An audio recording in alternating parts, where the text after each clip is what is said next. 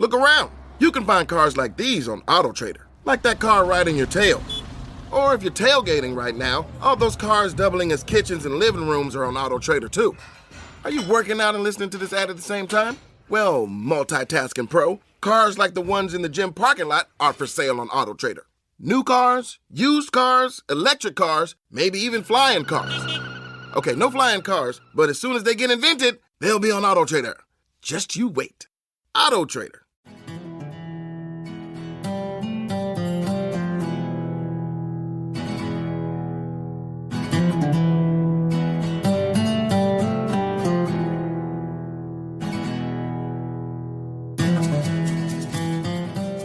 This is Fortune's Wheel, a podcast history of the late Middle Ages, and I'm your host, Jonathan. Today, we hit on a major part of Christian-Muslim relations on the peninsula, an event that rivals many others that define the topic, but few include in the overall retelling of the last 1,000 years or so. It's a major fork in the road, and my imagination couldn't help but be pulled in the various directions that history could have taken following it. Alfonso's capturing of Toledo in the year 1085. It's incredible. Now don't worry, our protagonist for this stretch of the podcast, Rodrigo Diaz, that is El Cid, he plays a role, but today is about something larger than the largest man on the peninsula. Today's episode, episode 68, is entitled El Cid Part 2, The Fall of Toledo. Thank you for listening, and I hope you enjoy the show.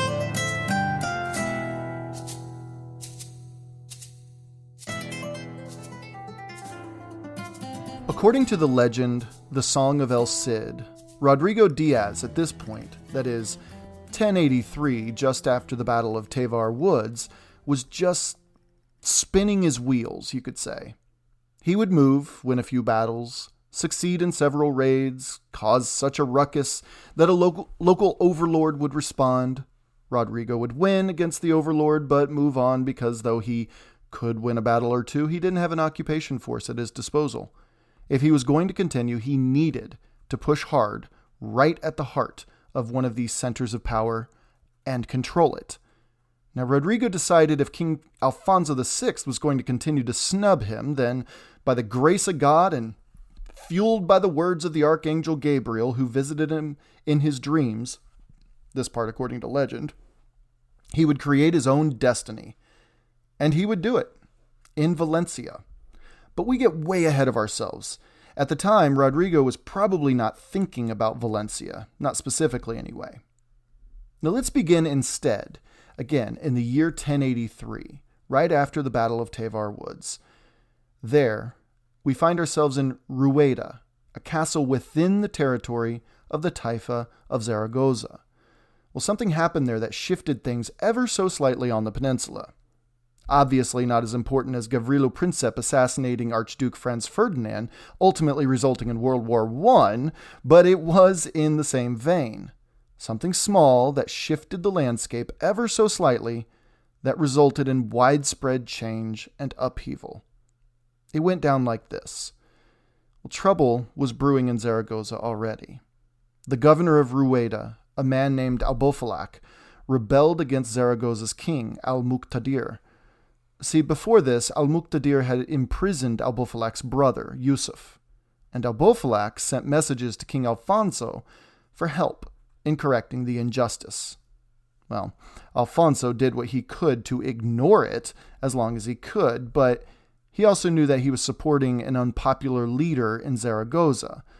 So Alfonso eventually sent an army to Rueda, but not exactly in support of Albofilac. Well, not exactly in support of al-Muqtadir either. He put the Prince of Navarre, Ramiro, in charge of the force. It's worth noting that Ramiro was the brother of King Sancho IV of Navarre, who was the brother-in-law to none other than Garcia Ordóñez, Rodrigo's sworn enemy at this point. A second man accompanied Ramiro on this mission, a prominent aristocrat named Count Gonzalo Salvadores, who had been hanging around the wealthy halls of Christian Iberian power since Fernando I decades earlier. It was a robust military force / delegation, to be sure. And from here, I'm going to let Richard Fletcher author of the book The Quest for El Cid, explained what happened there. Quote, when Gonzalo and Ramiro reached Rueda, they held discussions with Yusuf, and perhaps at the latter's insistence, summoned the king himself.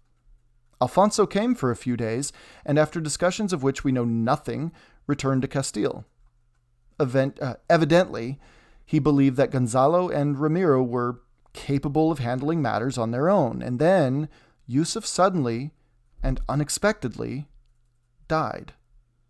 Al-Boflak found himself in the unenviable position of one who, running a pretender, finds himself with only a corpse. He implored Alfonso to come to Rueda at once to take over the castle. Arrangements were made for Gonzalo and Ramiro to take possession of Rueda in Alfonso's name before the king himself arrived. Well, at this point, Al-Boflak seems to have panicked. When Gonzalo and Ramiro entered the castle, under safe conduct, on January 6th, 1083, the garrison pelted them with stones. The Count and the Infante, and many of their noble companions, were killed. End quote. Yeah, weird. Some of it seems a little non sequitur, right? But either way, under safe conduct, Count Gonzalo Salvadores and Prince Ramiro of Navarre, along with their entourage of noblemen, were stoned to death at Rueda, all acting on behalf of King Alfonso VI of Castile and Leon. Fletcher continued with, quote, the treachery at Rueda was long to be remembered with horror in Christian circles, end quote. It's worth noting, by the way, that Al-Boflak may have gone without saying, but Al-Boflak was Muslim. And this just goes to show that the Christian-Muslim relationship in Iberia was a big piece to the puzzle that kicked off the First Crusade. Though the Crusades, for all intents and purposes, affected the Holy Land, yes, I know there were exceptions, which we will get to in time. Well, Iberia played a central role in that whole sequence of events too. In fact, one could say that the goings-on in Iberia was a major factor in papal thinking, increasingly so as the 11th century wore on. Why? Because Iberia was, as far as Latin Christendom was concerned, a battleground between the two faiths, with the small exception of Sicily, that is. And this treachery at Rueda, as Fletcher calls it, was one among many circumstances that no doubt made its way into the hearts and minds across Europe and straight into Rome itself. Now, there was one man who was a bit too close to the action at Rueda and wasn't exactly on the best terms with his Christian king at the time. That's right, Rodrigo Diaz.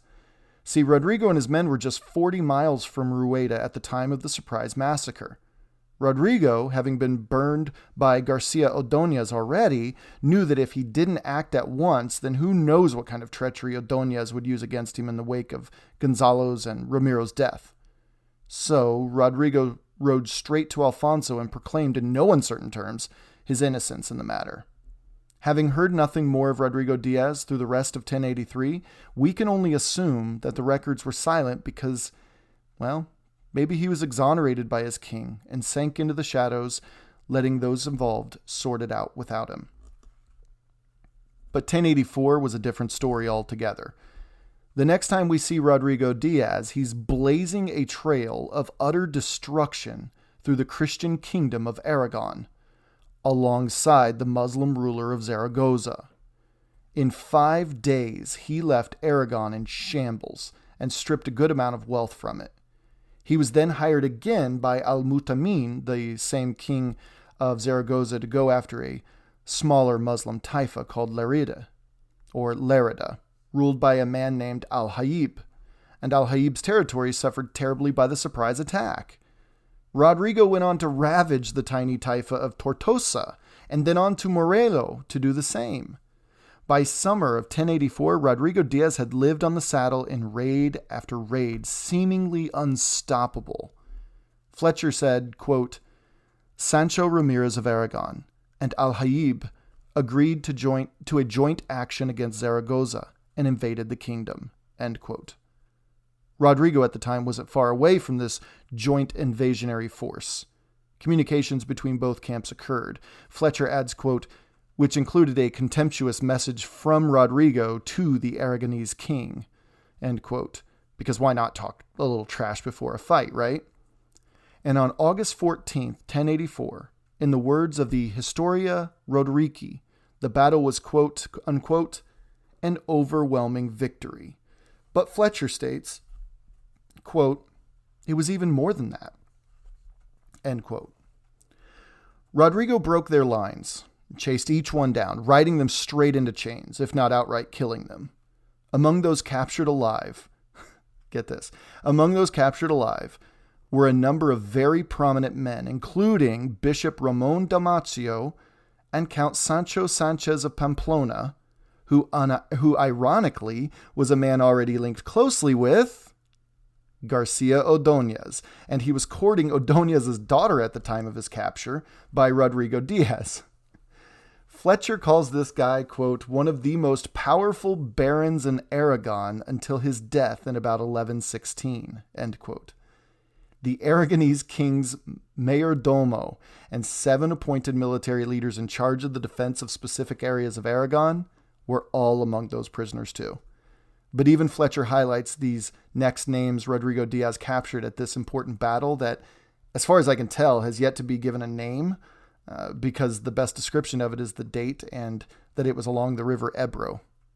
These guys were Count Nuno of Portugal, Anaya Suarez of Galicia, Gudisteo Gonzalez, Nuno Suarez of Leon, and Garcia Diaz of Castile. No relation to Rodrigo, by the way. Now remember, though maybe out of King Alfonso VI crosshairs, Rodrigo Diaz was still very much exiled from his homeland, so he's still out on his own. Though he was during the years of 1083 and 1084 firmly in the court and on the payroll of Zaragoza. Now, with all that in mind, did you catch some of those place names that those guys were attached to? Portugal, Galicia, Castile. Yeah, Rodrigo had captured a handful of King Alfonso's own men.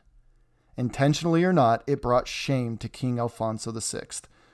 Once again, and you can imagine the king's reaction to this news. Fletcher states, quote, by the end of 1084, Rodrigo must have cut a considerable figure at the court of Zaragoza, end quote. He had ingratiated himself quite a bit into Zaragoza's Al-Mutamid circle, but in the fall of 1084, Al-Mutamid died. Now, his son would take over and become just as generous a benefactor as Al-Mutamid had been to Rodrigo, but it would be but for just one more year, as Rodrigo would be allowed back home and into the good graces of King Alfonso VI. Now, the 1080s in general are seen as a long shifting of the balance of power, once and for all, against Muslims in Iberia, but 1085 is probably the core of that sentiment. See, 1085 would see the last major taifa to fall into Christian hands, never to be returned to the Muslim community. Toledo. Toledo lies right smack in the middle of the peninsula and was the northernmost major city of al-Andalus. Sure, Zaragoza and Valencia were pretty far north too, but nothing held the sway of owning the very center of the peninsula. And Toledo was an important city too. It was still a center of commerce and philosophy, and it's said that Toledo was the main point of refuge back in the early 1030s for philosophers and jurists and poets and artists to flee to when Cordoba, a city now a shadow of its former self, just 211 miles straight south, or 340 kilometers. In recent decades, Toledo had benefited greatly from this influx of business and culture, but beginning in 1080, its political landscape shifted. See, King Alfonso inserted himself as receiver of its parias and thus protector of its domain. He felt entitled to choose its ruler. This, of course, didn't sit well at all with the locals, but Alfonso insisted that their Muslim place in society would not be harmed in any way. Its former ruler, a man named Al-Qadir, was booted sometime earlier, by the locals, by the way, and Alfonso reinstated him as Toledo's king. Another bad move, right? And to boot, al-Qadir was a man who held grudges. Always a good thing for a leader, right? And he immediately hunted those conspirators who worked against him before and murdered them outright, publicly. Fletcher states, quote, Ibn Bassam, writing in 1109, was to say of this period that the citizens of Toledo, quote, went in fear of their own shadows, end quote. In order to satisfy Alfonso's insatiable demands for money, al-Qadir squeezed his subjects dry by the familiar techniques of extortion, end quote. Well, within a year or so, al-Qadir had forced a revolt against him in the year of 1082, and Alfonso used the opportunity to fill its surrounding castles not with Toledan troops and noblemen, but with his own Castilian troops and noblemen. He also demanded more money to pay for his troops' presence, thus sucking the Toledans even drier, and creating a sense of permanent Castilian occupation of Toledo by late 1082. So, propped up a puppet government, stirring up resentment in the local populace to the point of rebellion? Kind of sounds familiar here in the 21st century. And these oppressed Toledans had nowhere to turn to either. Badajoz, Seville, Granada, Zaragoza, these were all taifas who were paying parias to King Alfonso VI up north. Now, to act against Alfonso's pawn in Toledo, regardless of how dire their circumstances, it would be an act of war against the King of Castile and Leon, which, in the late 1080s, was simply out of the question. These taifas just didn't have the power, or even the influence to do something like that. So as Fletcher states pretty unequivocally, quote, Alfonso VI was now effectively in charge of the kingdom, that is, of Toledo, end quote. See, there were very few pro-al-Qadir supporters in and around Toledo. There were some moderates, but by early 1084, these were numbering in the handfuls, you could say. But I think it's pretty obvious that those opponents of such harsh rule grew to staggering proportions, and by 1084, these opponents didn't just oppose al-Qadir, they dipped into extremism. Toledo was a powder keg. But see, Toledo was a really interesting place. The dynamics there, for reasons stated earlier, were similar to Cordoba.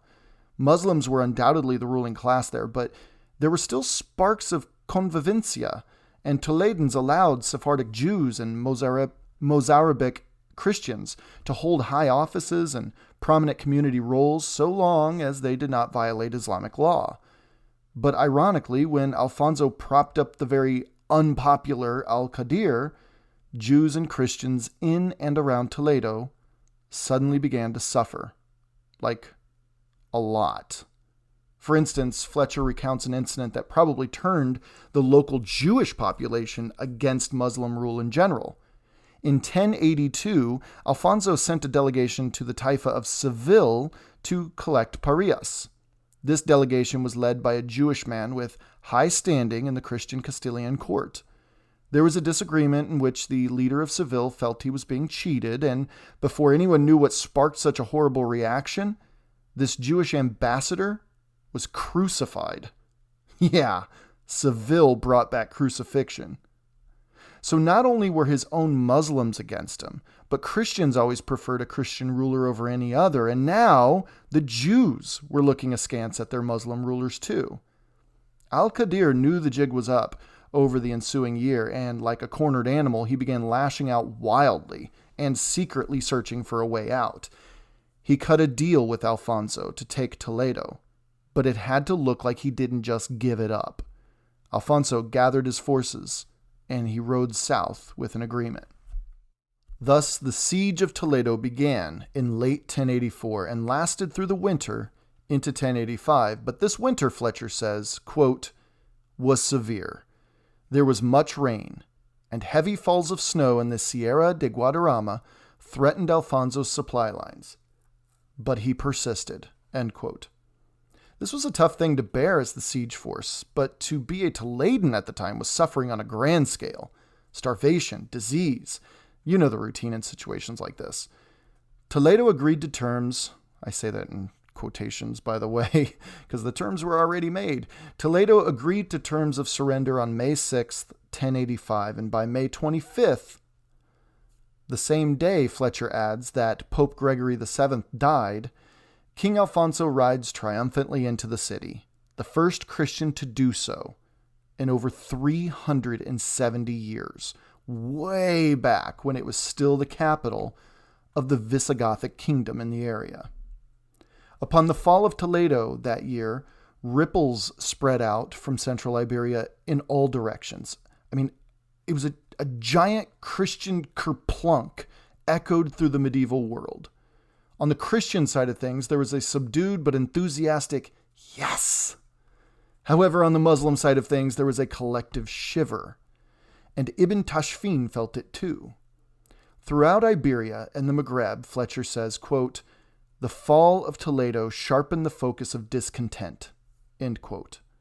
But when you're dealing with religious types, it's less the political and more the whole, how should we say it, wrath of God kind of thing. Not much arguing with that, I suppose. Fletcher adds, quote, "Was it not judgment from on high? An anonymous poet lamented the loss of Toledo. If we say punishment has reached them and rejection by God has come to them, then we, like them, and more than they, deviate," that is, from religion. "And how can someone who deviates be safe? Can we be sure that vengeance will not fall upon us when corruption has combined with license among us?" Events in Toledo itself contributed to the mounting alarm in Andalusian society, end quote. The whole business in Toledo, after Alfonso VI rode triumphantly into town, wasn't finished yet. Alfonso promised that Muslims still maintained control and free use of Toledo's main mosque. That was a big one. And this was a key component to the terms of surrender. And from this, the next part of our story unfolds. Alfonso appointed a man named Cisnando Davides to run the affairs of the newest Christian Iberian city, that is Toledo. Cisnando Davides is a very interesting character in 11th century Iberia, as he was born in modern-day northern Portugal, stolen away and pressed into service of Seville's emir, al-Mu'tadid, and rose to prominence under the same man, al-Mu'tadid, who ended up inviting the Almoravids to help out. He even was loaned out to Fernando I for some missions elsewhere, becoming a prominent Christian nobleman during the earliest years of the Reconquista. In fact, Fernando I eventually appointed him the governor of Coimbra in 1064, which places his appointment as governor of Toledo upon its conquest as mirroring his earlier career. Cisnando Davides had been in this position before. And the thing about Cisnando Davides was that he was held in pretty high esteem around Christian and Muslim Iberia. Not only had he been taught the intricacies and nuances of diplomacy under the tutelage of Porst Cordoba, al-Andalus's preeminent emir in Seville, not only was he running errands and eventually participating in political and economic trade delegations between Christian and Muslim kingdoms, and not only was he then a member of Alfonso VI's diplomatic corps, namely as ambassador to Zaragoza 3 different times in the late 1070s and early 1080s, but he was also, before all of that, Cisnando Davides, he was raised in the schools of Cordoba. Yeah, those schools, those really good schools.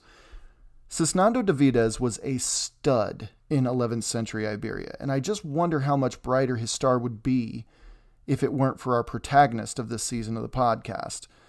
Fletcher states that Cisnando Davides already appeared in Rodrigo's story as the mitigator in an earlier dispute, and the two men, though maybe not friends per se, according to the records, well, they certainly weren't enemies either. But Cisnando Davides, Fletcher writes, quote, "He was respected by Muslim authorities with whom he had dealings, such as Abd Allah of Granada, and the chronicler Ibn Bassam praised his shrewdness, tolerance, and regard for justice," end quote. So, naturally, who else would Alfonso send to Toledo to keep the dust settled for the time being? Well, at least until the actual dust settled. As Maria Rosa Menocal wrote in her book, The Ornament of the World, about the Toledo of 1085, quote, The Toledo that Alfonso VI walked into and soon made into the new capital of his kingdom was already a vivacious place with a strong sense of its own cultural superiority, end quote. Now, she goes on to say of the fall of Toledo and its subsequent ascension of the venerable Cisnando Davides, a Christian, quote, precisely because Alfonso's formidable leadership was evident to all, and because of the obvious danger that Toledo, as a Christian capital, would rapidly succeed in reuniting the peninsula after nearly 100 years of political chaos, near panic set in among the remaining Muslim taifas, end quote. Again, Fletcher states, I repeat, quote, the fall of Toledo sharpened the focus of discontent, end quote. And they were right to panic, and their discontent, it was real. But first, let's stay with Toledo in 1085 just a bit longer. See, Cisnando promoted a conciliatory policy, as Fletcher put it, but it, quote, was given little chance, end quote. A man named Bernard would saunter into town a few months later and have a very different outlook on things. And this is so important, I can't stress it enough. Toledo's main church needed new leadership in light of Alfonso's momentous change of the guard, and this Bernard was made its archbishop. Fletcher says the following about the man, quote, Bernard was a Frenchman, a monk of Cluny, who had been sent to Spain in about 1079, quite possibly in the entourage of, or at the request of Constance, niece of Abbot Hugh of Cluny, who married Alfonso VI in that same year. By May of 1080, Bernard had been made abbot of Sahugan, an old and distinguished monastic house which enjoyed close ties with the royal family and had recently become, in effect, the head of the Cluniac network in Spain. From this position, already one of eminence, he was promoted by the king to be the Metropolitan Archbishop of Toledo and primate of the whole Spanish Church, end quote. Now, it's worth noting a point made a few episodes ago, a point that I said to watch for in the coming episodes because of the ripples it would have on Iberia itself through the end of the 11th century and beyond. Bernard is a man who came to the peninsula more than a decade after Fernando I died. But Bernard is exactly the type of monk that Fernando's appeals to the monastery at Cluny in France all those years ago had set in motion to attract. Fletcher writes, quote, Bernard was forceful and energetic. His mind had been formed far from the lands where men such as Cisnando met and mingled with the Muslims. He grew up in that period when crusading ideas were slowly taking shape in, among other places, the monastery of Cluny, end quote. Okay, stop and think about this for a moment. Cisnando Davides was born in a commingled Iberia of Christians, Muslims, and Jews. He was raised in the schools that educated them all, walked the streets where he heard Arabic spoken in business and in cafes and among family members, and no doubt on his way to and from church services, Cisnando heard the call to prayer each day echoed over the rooftops of the magnificent city of Cordoba. He spent time between the courts of Seville and Castile and Leon, and he traveled the busy thoroughfares of Iberian trade networks, passing all manner of folks. There was, in his estimation, reconciliation and nothing more in a situation like governing Toledo after his historic fall. He knew no different. Now, Bernard, on the other hand, was born in France. He was sworn to Cluny and rose among its monastic order there. He was born around Christians. He walked the streets of Cluny where French was the only language spoken, maybe Latin, of course, and he attended church services that included almost the entire populace in whatever town or city he found himself in. He spent time in the halls of medieval academia and spoke to monks of like mind, never really having his beliefs challenged. In fact, it was just the opposite. In such echo chambers, one only digs further into the muck of their preconceived notions. And it's no wonder that in places like France and Germany and England, that a crusading fervor began to simmer, fueled by stories coming out of the recently opened up Iberian Peninsula and the work happening in Sicily by Robert Guiscard and his little brother Roger of de Hauteville. There was, in Bernard's estimation, only one course of action for Toledo, and reconciliation couldn't be further from it. Oh, and to add to this case against Archbishop Bernard of Toledo, as he would come to be known, Fletcher adds, quote, "One of his fellow monks there was Odo of Châtillon, who later, as Pope Urban II, was to proclaim the First Crusade." End quote. See? This Bernard fella came into Iberia with these thoughts, no doubt mulled over for years, day in, day out, by his buddy Odo, who would one day do something about it. And that something would bring Cisnando's whole policy of conciliation toward the Muslims crashing down. See, with a crusading fervor, Archbishop Bernard blew into Toledo like a tornado, and within months completed the change of Toledo's main mosque into a Catholic church. On December 18th, 1086, this cathedral was consecrated, and its charter stated that the building itself was, quote, "once the abode of demons," end quote. And as Fletcher put it, quote, "had now become a tabernacle of celestial virtue for all Christian people," end quote. Yeah, I mean, if those aren't fighting words, I just don't know what are. Now, one of Cisnando de Vida's his terms when he became governor of Toledo was that he would continue allowing Muslims to use this main mosque as their central house of worship in the region. I mean, that was even backed up by King Alfonso VI when they first went in. Part of his deal with Al-Qadir originally. But Bernard screwed that whole arrangement up. This no doubt stirred up a massive amount of emotions and religious zealotry on both sides, which is why when scholars look to these sources, they simply cannot be fully trusted. They're still quite valuable in that they show the anger and the enmity from Muslims and Christians toward each other, which can teach us a whole heck of a lot in terms of cultural tensions in the mid-1080s, and how easy it was that these feelings rippled out in all directions away from Toledo. But as for accurate history, well, scholars tend to take these chronicles with a grain of salt. And this makes me wonder how scholars in the future will look at our own times defined by emotional and social and ideological upheaval, driven by deliberately misleading headlines, pointed accusations and half-truths, the ignoring of one side's faults in any given situation, and there at the bottom, driving a whole lot of it, online trolls who revel in stirring the pot and upvotes on Reddit. It's pathetic. Make no mistake, these sources from Toledo in the 1080s and even a few decades afterward were deliberate attempts to sway public opinion. Truth sometimes be damned. Around this time, however it played out, the respected elder statesman Cisnando de Vidas was replaced as governor of Toledo by a much more fundamentalist nobleman named Pedro Ansúrez. Now, Fletcher states, quote, "This change suggests that more was at stake there than the ambitions of an overzealous archbishop. There was a conflict of views about the proper policy of a Christian ruler toward the Muslims, which must have given rise to heated debates at court. 1086, it seems to have been the hardliners who gained the king's ear," end quote. But that's what was happening in the halls of nobility.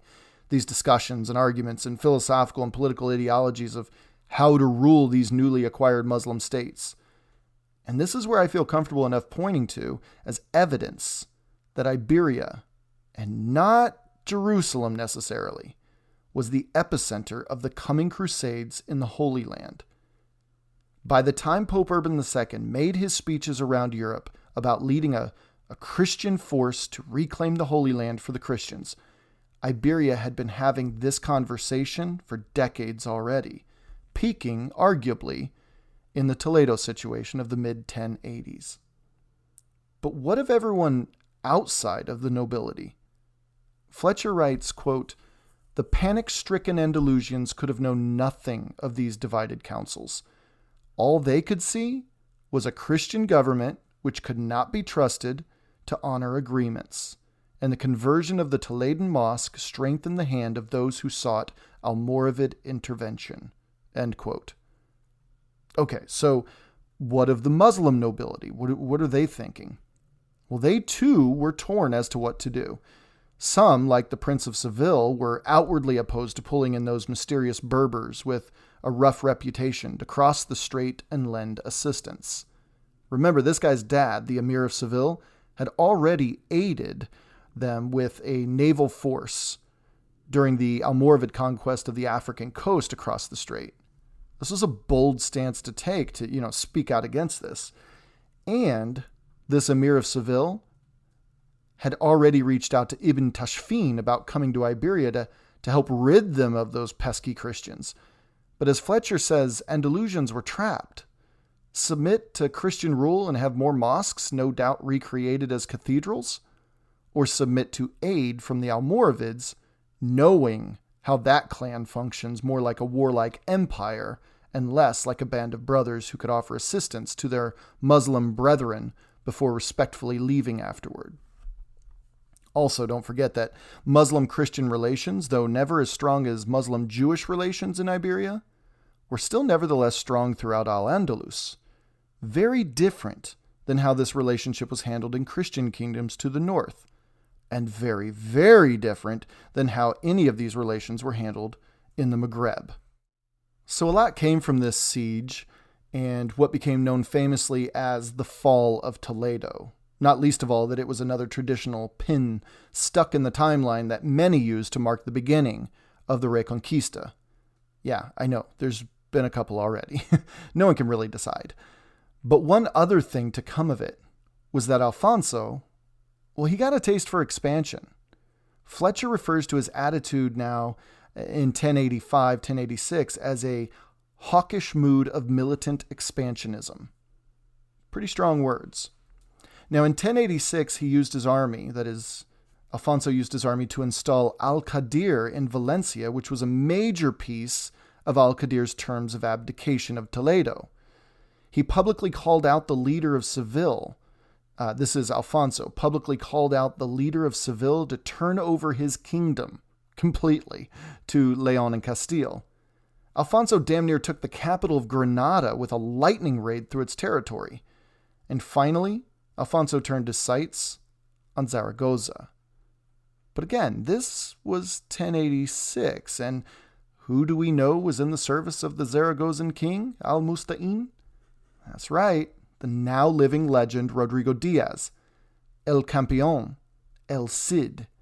And Rodrigo no doubt led the Zaragozan opposition to Alfonso during this campaign, and a campaign there was. However, in a very short time, with very little blood or coins spilled on the siege of Zaragoza, word came of an event that flipped the table on the Iberian political and social and economic landscape. There was a truly massive army that arrived on the shores of southern Iberia, led by a mysterious figure named Yusuf ibn Tashfin. Now, we here on the podcast know about these people already and all the things that led them to this moment. But as far as many Iberians knew at the time, Muslims, Christians, Jews alike, though the knowledge of a large new movement in Africa was no secret, what these people looked, sounded, and fought like was a complete mystery to them. And the first sight of them struck fear in the hearts of many who saw them, because what they saw were dark, sun-dried faces covered by a litham, a veil, and a headscarf, which had the menacing effect of highlighting severe squinted eyes. Fletcher says, quote, Yusuf's armies presented as great a threat to the settled cultures of the Western Mediterranean as did, at exactly the same time, the armies of the Seljuk Turks to those of the Eastern Mediterranean in Byzantine Asia Minor and Fatimid Syria. In both instances, the cultural divide between invaders and invaded was wide.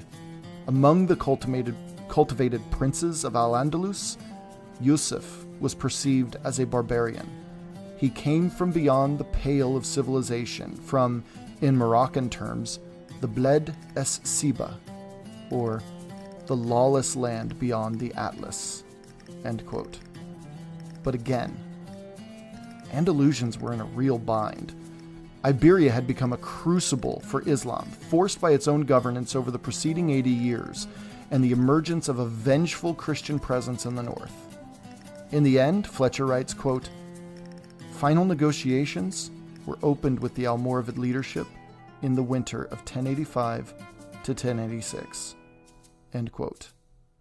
Thus, on the next episode, we will ride these negotiations into the later years of Rodrigo Diaz's life and find out how his story helps to develop the cataclysmic events of the Almoravid invasion of Iberia. Thank you for listening. Until next time.